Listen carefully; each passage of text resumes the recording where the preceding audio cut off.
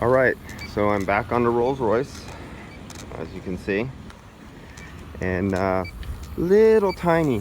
Let's see, was it back by the?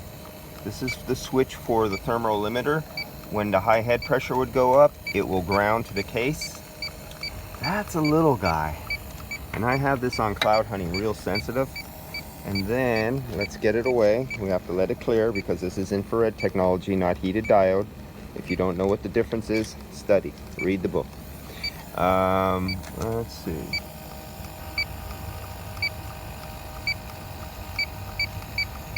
Now that's the easy. Now I have the leak detector, the liquid leak detector all over that, and it did not bubble. No bubbles are coming out of that seal right there. There's a big O-ring there, and then there's another case O-ring up in here. Those were easy. Those always leak. This compressor was changed before. This is an aftermarket condenser. Hopefully they balanced the oil, because these things used to come with a full charge, so you'd have 10 ounces of oil in there. The guys would change the compressors, but there was already oil everywhere else in the system. They'd swap out a compressor. So a compressor, this compressor is supposed to have six ounces down in that sump down there that the oil pump reservoir goes to. There's literally a drive gear, what's the name of that little rotary oil pump back in the head back here, with a pickup tube that pumps oil through the cross-drilled crank and feeds oil to the back of the front shaft seal. So you would have 6 ounces in there. The guys would swap it out, and you would have 4 ounces in the system. So now you have a total of 14 ounces in the system. You're over oiled by 4 ounces. Then they do another compressor and do the same thing again and keep over oiling the system.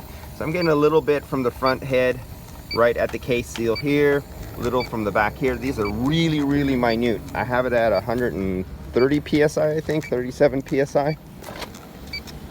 So it's been 9 minutes and it dropped 1.7 psi, but that's after 9 minutes. I'm gonna start this over again, and I'm gonna put that down as hose relax, and let's see what happens in 9 minutes again.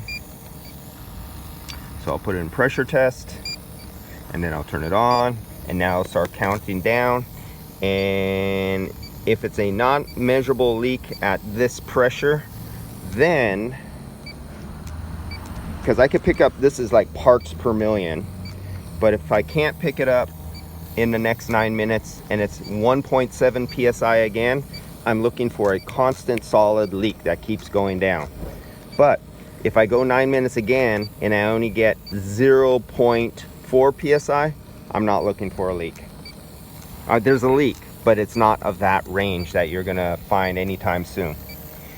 So I already went under the dash and went up it, trying to go up in the vents and underneath to the evaporator underneath. I think I have a clear case. Worst case scenario is have them take they would have to take this apart to remove this ducting right here on the other side. Then I could get my leak detector inside the evaporator case right there. What else? I already went through. My leak detector could barely fit inside here. I literally had to stick my fingers in there and just wedge it, just keep it clear so I could get my leak detector in between the grills here. And if you know anything about a Rolls Royce grill, this grill right now would cost more to replace than my entire car. What else? Okay, I'm gonna keep looking, let you guys know what I find.